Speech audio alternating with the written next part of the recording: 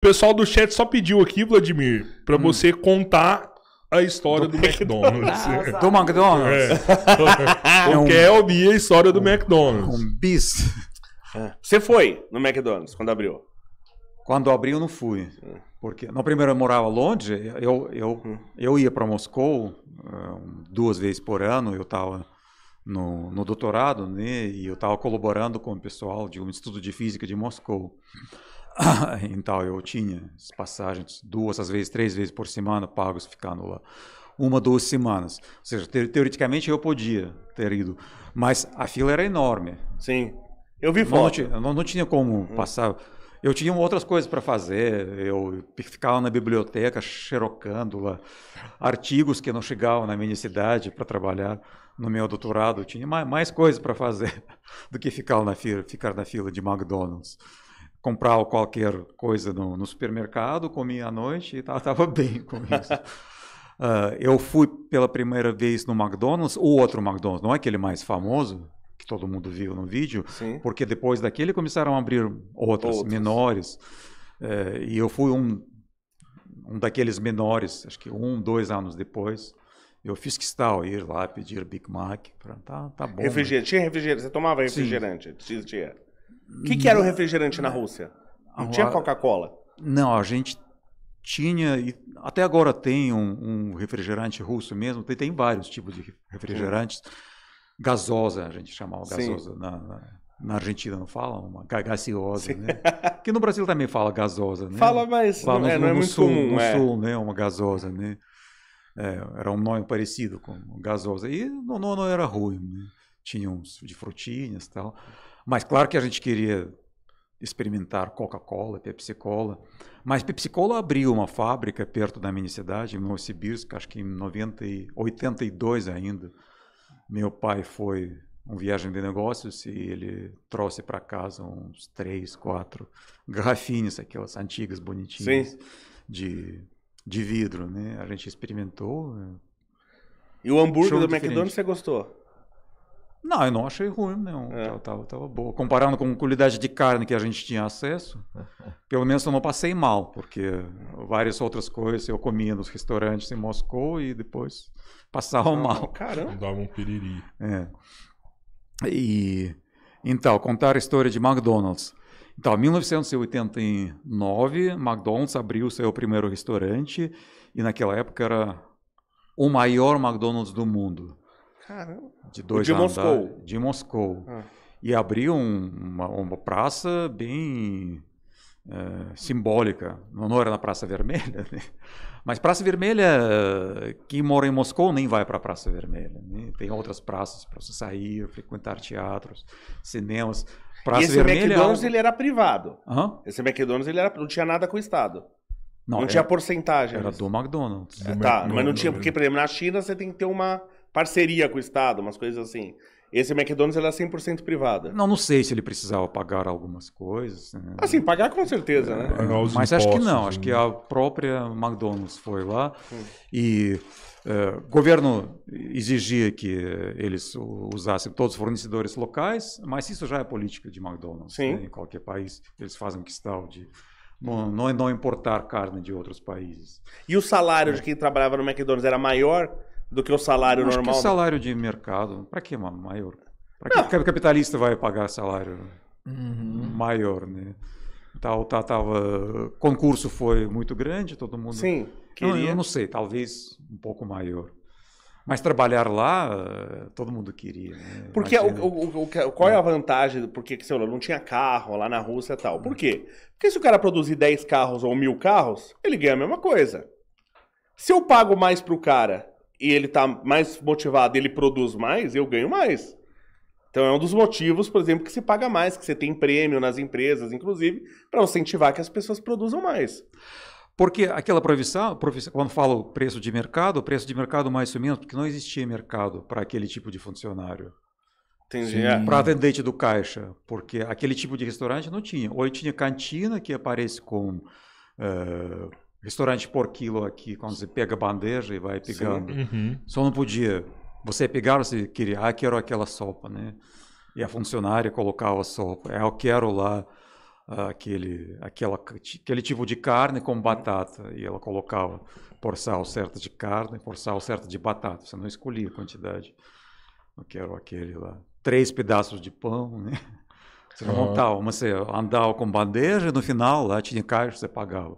Se fossem uns caras grandes assim, igual eu e o Rodrigo, eles não botavam um pouquinho mais, não? Passava fome. Passa a gente se A ferrar. gente não ia ser grande. A gente não ia ser grande lá. Não, você pede porção dupla. Você pede 2 vezes, ou repete. Mas o que as pessoas falavam, assim, do McDonald's quando elas experimentaram, assim, pela primeira vez? O maior espanto que as pessoas levaram era a simpatia dos funcionários, né? Porque era totalmente desconhecido esse Primeira tipo de vez que comportamento. eles não tiveram funcionário público atendendo eles. Não, funcionário sorrindo, né? Então, a gente brinca aqui no Brasil, né? Porque o Fala, funcionário... boa tarde, pois não, próximo, caixa aberto, todo Volte mundo sorrindo. sempre, volte sempre. Falei, que absurdo, volte sempre, como assim? Como Ele assim? quer que eu volte? Obrigado, você gostou? Você tá Porque precisando de mais alguma coisa? nos serviços soviéticos, né, normalmente a gente pegava fila, né, e a funcionária lá no supermercado gritava que tá acabando tal, não ficam calmos, não ficam fazendo bagunça. Você pedia lá, eu quero aquele pedaço, pega o que eu tô dando, né, não fica escolhendo aqui as coisas. Aham. Porque era autoridade. Resumindo assim, um funcionário no serviço, na recepção do hotel, no atendimento lá no caixa do supermercado, para a gente, eles eram autoridades para a gente. Nossa. Eles concediam para a gente esse prazer de obter alguma coisa. Entendi. Essa coisa de cliente sempre manda no capitalismo. No socialismo, não. Quem manda é o representante do Estado. Você é obrigado que está vendendo mortadela para você. Ele que é autoridade, ele que manda, né? Você agradece para ele não te enganar lá na conta, né? Caraca, não marcar seu ticket, já pegou.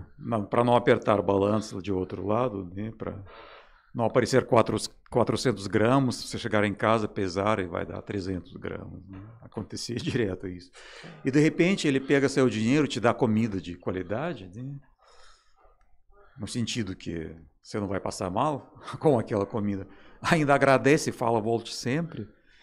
E dá sorriso. Isso é o maior espanto. Eu senti isso na própria pele várias vezes. Primeiro, quando viajei para Berlim pela primeira vez, já tinha acabado a União Soviética, era 96, 97. Eu fui para um cinema, um festival, estava rolando, e tinha um café que você podia ficar, como qualquer cinema tem. Na Rússia a gente não tinha isso. Você ia para o cinema, não é para tomar café. Assistir filme. Assistir filme, essa coisa de pipoca, imagina. Isso não existia.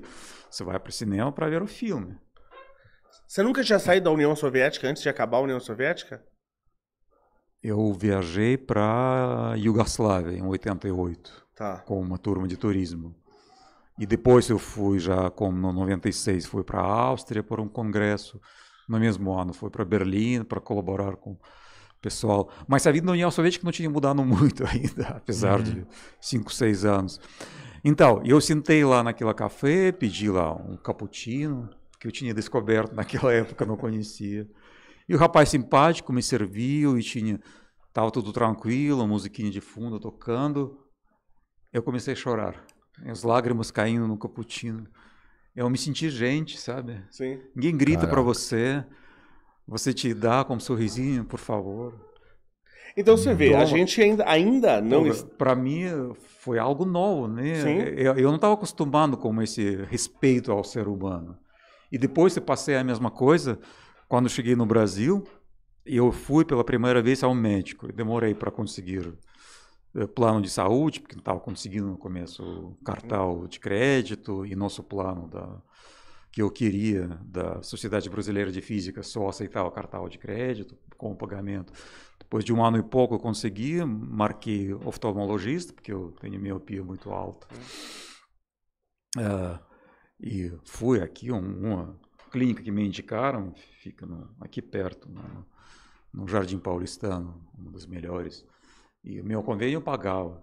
E me atendeu um médico, já um senhor, todo de cabelo branco. Ele está me atendendo até agora, depois de mais de 20 anos, né? E ele abriu a porta, ele me cumprimentou, levou até cadeira, me conversou comigo, fez testes, né? Mandou fazer outros testes. E depois se levantou, se despediu, me levou até a porta, falou, tudo bem, prazer, me apertou a mão, eu saí. Eu tive crise de choro de novo. Nossa. E o Porque eu pessoal não estava fala acostumado que... com esse tipo de tratamento. Na Rússia, atendimento médico é assim. O paciente sai, porta abre, de dentro a médica... Próximo! Sim. Ninguém vai te acompanhar até a porta, né? E o pessoal de esquerda fala que no Brasil, que no capitalismo você tem comida, tem papel higiênico, mas não tem amor. Parece que é no comunismo que não tem amor, né? Então não tem respeito à dignidade do ser humano. Sim. O ser humano é ninguém. É um parafuso, né? Como Stalin falava. São os parafusos que a gente vai apertar aqui, solta aqui e a máquina está funcionando.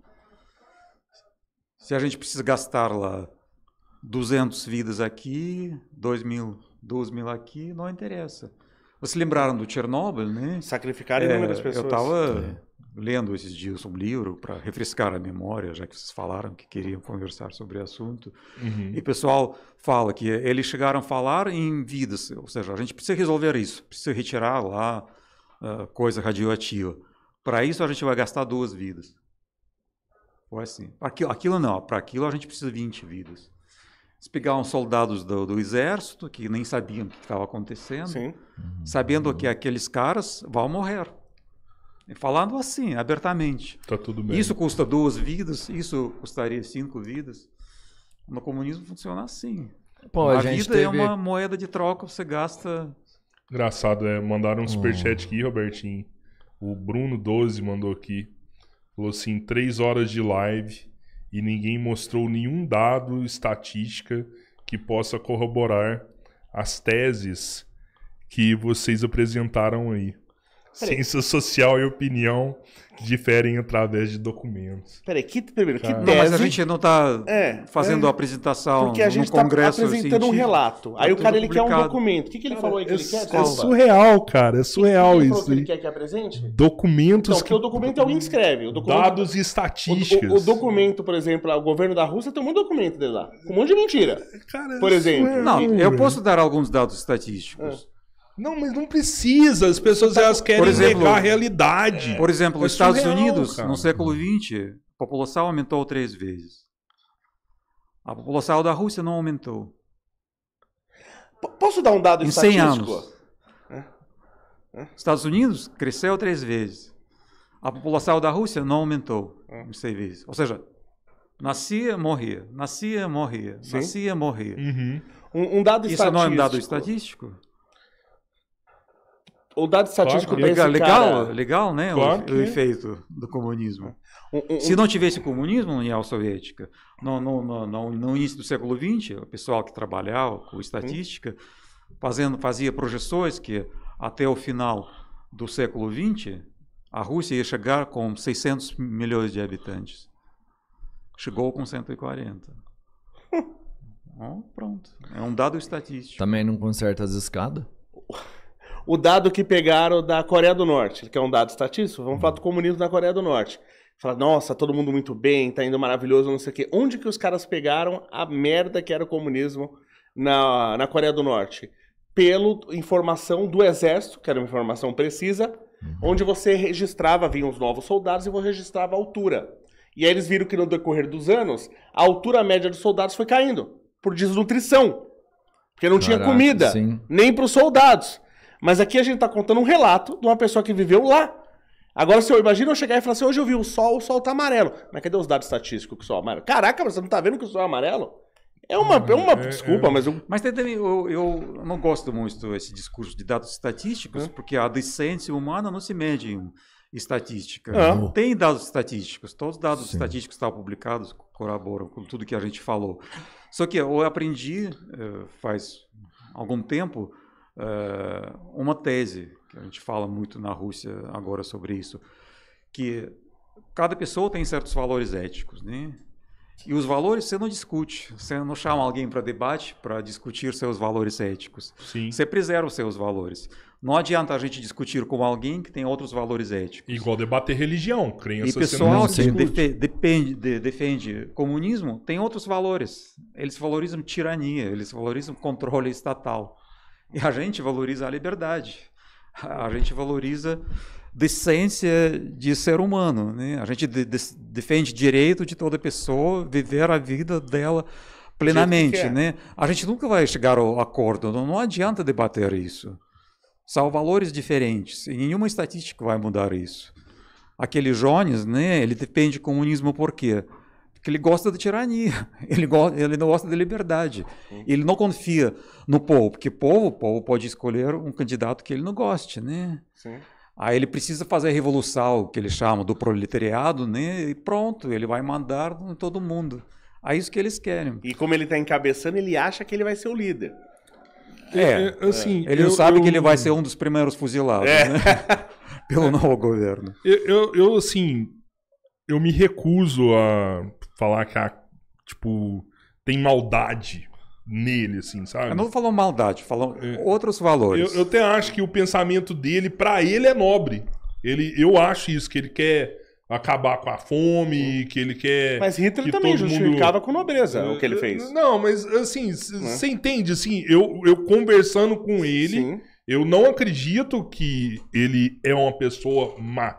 Eu olho assim e falo, cara, ele quer fazer algo pra ajudar as pessoas. Ele acha que isso vai ajudar as pessoas. Mas é o que eu tô falando, Hitler também achava. Não. E aí, por causa disso, ele não é mau. Como se diz, de boas intenções? Boas intenções, o inferno tá cheio. Eu quero saber o resultado, eu não quero saber a intenção que você tem. Isso que eu acho legal. A narrativa comunista é sempre pelo bem da sociedade, né? Uhum. Mas do jeito deles. É o que eu gosto das ciências exatas, entendeu? Não interessa o caminho que você vai seguir, eu quero saber o resultado. Qual é o resultado que vai dar? Eu tô medindo o resultado. Isso que é uma coisa muito legal que a gente sempre tem que fazer, mensurar resultado. Então eu quero saber o resultado. Ah, mas eu fiz assim, ó, na minha ideia assim vai ser melhor. Deu o resultado? Se deu, está certo. Se não deu, está errado. Acabou. Simples assim. Agora, toda vez que eu implemento socialismo e comunismo, as pessoas morrem de fome, todo mundo fica pobre. Todas as vezes. Aí só o gênio aí que não terminou o segundo grau, ele que vai implantar o socialismo que vai dar certo. Pô, é isso, né, Robertinho? Agradecer aí os nossos convidados mais uma vez. O Engiléu já é meu brother demais, aí é de casa, eu não preciso ficar pagando seda pra ele. Engiléu tá aqui desde as 4 horas da tarde.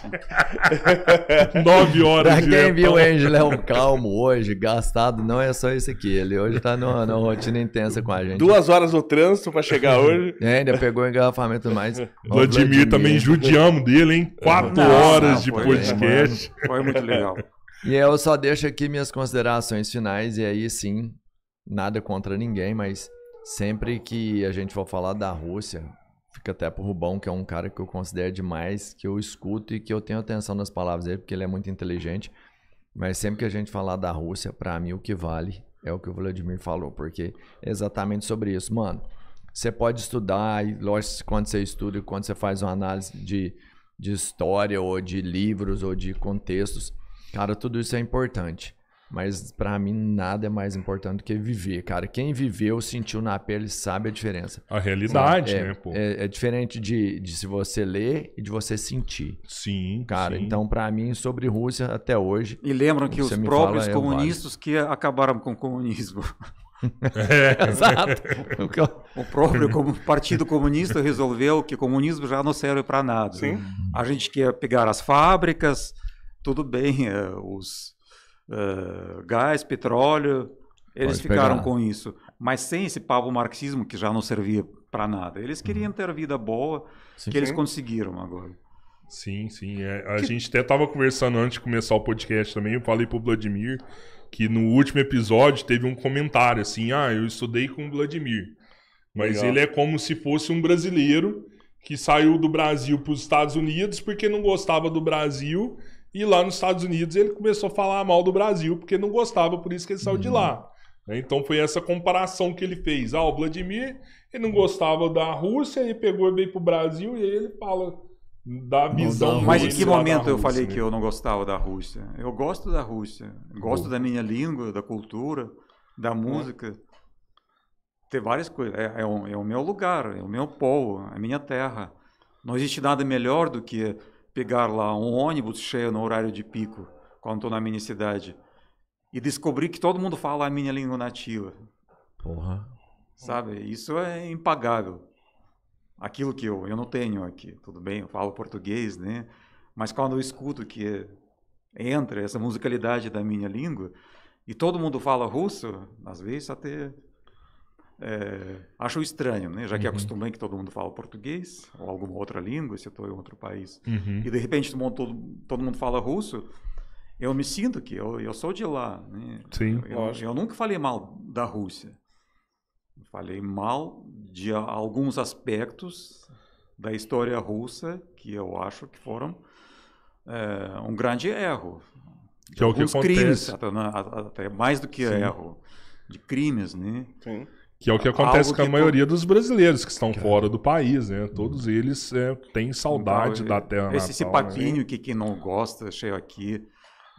Pessoal lá da minha universidade, quando eu participava lá do grupo do Facebook, alguns anos atrás, discutia essa coisa de comunismo da Rússia, né?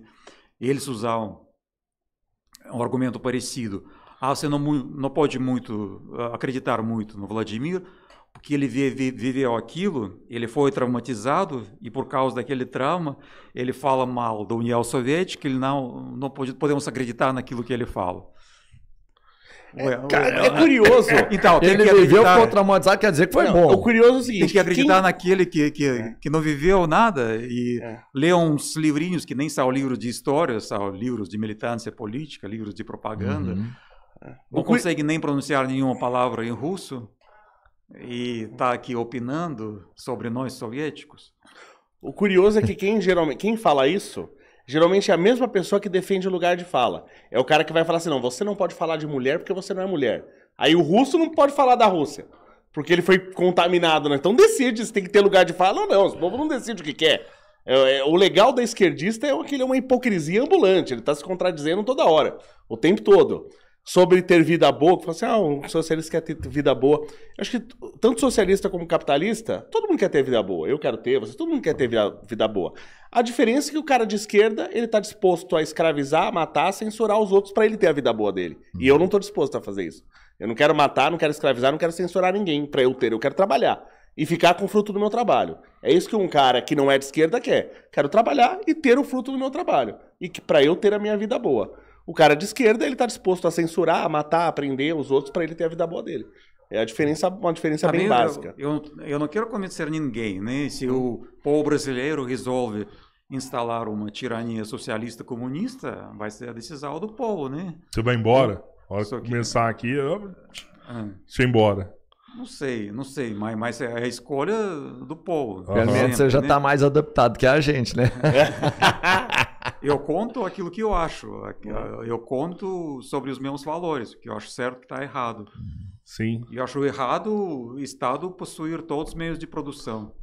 Eu fico me perguntando assim, o que precisa estar certo na cabeça dessas pessoas para elas confirmarem assim, não, realmente eu tô errado. O que precisa aparecer para elas, né, que dado que eles estão procurando? Pra eles falarem assim, não, realmente eu tô errado. Sabe que os 8 milhões de pessoas que morreram... Porque tudo que você apresenta, os caras falam, não, isso não existiu. Os 8 milhões de pessoas que o Stalin matou na Ucrânia, por exemplo, não é dado pra ele. Não, o Holodomor não existiu. Eu vou te falar, é uma quando negação, você pega um contexto cara. histórico, E depois talvez... o povo que é negacionista, assim, sabe? Quem é o negacionista? Olha o tanto aqui que a gente apresenta, você pega um contexto histórico desse, igual você falou, né, do Holodomor, não existiu, isso não existiu, pô, beleza. Talvez você vai acreditar numa literatura ou em outra, porque tem manipulação mesmo. Mas aí você pega um relato, pô, é real, esse cara viveu isso lá. Ele viveu. Você pega a da Marmoni, é uma iraniana. Ela contou como é que é uma mulher vivendo lá, mano. Sabe, que o cabelo sai ali e ela é espancada no meio da rua. Essa mulher viveu isso lá, ela veio fugida de lá. Entendeu? Você pega a Raguzuela lá, elas vieram da Venezuela. Elas vieram fugidas de lá. O relato deles é real, mano. A família dela tá lá. Ela manda dinheiro pra lá. A mãe dela tá lá. Você acha que essa pessoa não quer voltar lá? Você pega a Marmonia, o pai dela, a família dela, o sobrinho tá lá. Essa pessoa não ama ninguém. Não quer viver com a família. Entendeu? Por que essa pessoa saiu, largou tudo isso e tá aqui? E fala o que ela viveu. Ela não tá falando o que alguém contou pra ela. Sim. Ninguém contou isso pra ela. Ninguém contou isso pro Vladimir, mano. Esse cara viveu isso aí. Ele tá aqui contando a história dele. Ele não tá contando a história do vizinho. Aí você vira e fala que não é assim. Vamos supor que se não existisse o Holodomor, se não existisse lá milhões de mortos, mesmo assim as pessoas acham certo de não poder opinar, não poder ter sua voz contada nas decisões do seu município, do seu estado. Você acha que tem que ter um partido único que nomeia lá seus burocratas, que organizam a sua vida? Porque o comunismo é isso, né? Sim. É. Economia planificada, né? É tirania. Sim, tirania. É tirania. Sim, perfeito. Pô, é isso. Obrigado mais uma vez. Vladimir, Agradecer obrigado, aí cara. a Loop Work.